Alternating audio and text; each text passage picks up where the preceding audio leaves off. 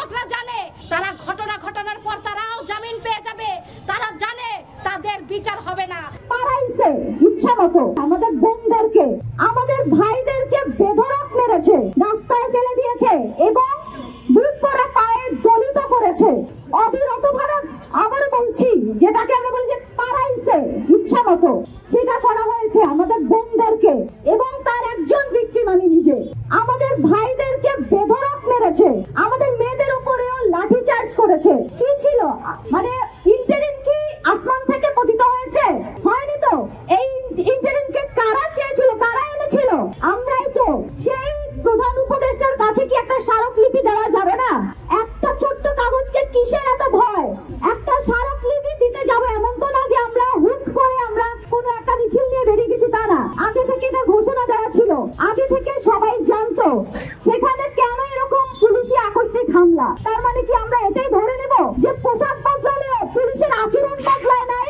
আমরা কি এটাই ধরে নেব যে রাষ্ট্রের ক্ষমতা পাল্টেছে, ক্ষমতার মানুষগুলো পাল্টেছে, কিন্তু মানুষের মানসিকতা পাল্টায় নাই? ক্ষমতার ওই গদিতে যেই বসে তারই আচরণ একই রকম হয়ে যায়। এই কেমন মানে এই কেমন রূপকথা, এটা আমি জানি না। আপনারা সবাই দেখেছেন, আজকে আমি এখানে ভিকটিম হয় না, একজন আন্দোলনকারী হয়েই এসেছিলাম। প্রতিনিয়ত আসি, আজও এসেছি।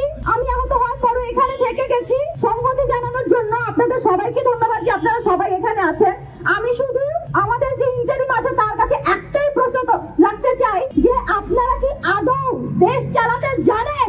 নিজেকে নিজে প্রশ্নটা করেন এবং যদি মনে হয় যে আপনারা জানেন না, অনতি বিলম্বে আপনারা আসন ত্যাগ করে যান। অনতি বিলম্বে আপনারা আসন ত্যাগ করুন। সেইটার জন্য আপনারা পদক্ষেপ গ্রহণ করুন, যাতে সেই পদক্ষেপ দেখে অন্য কেউ আর সাহস না করে।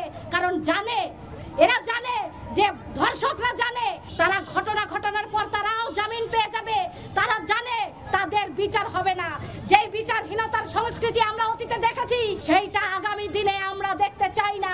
আজকে যে ছাত্র জনতার উপর হামলা করেছে পুলিশ, এর তীব্র নিন্দা এবং প্রতিবাদ জানাই এবং যারা এর সাথে জড়িত ছিল যেই পুলিশ সদস্য, তাদেরকে অপসারণের দাবি জানাই।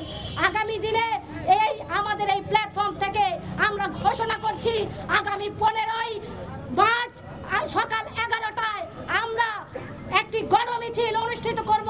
সেই গণমিছিলে সাধারণ মানুষকে নেমে আসার আহ্বান জানিয়ে আজকের যে সমাবেশ, মশাল মিছিল পরবর্তী আজকের যে সমাবেশ, সেই সমাবেশ আমরা এখানেই সমাপ্ত করছি।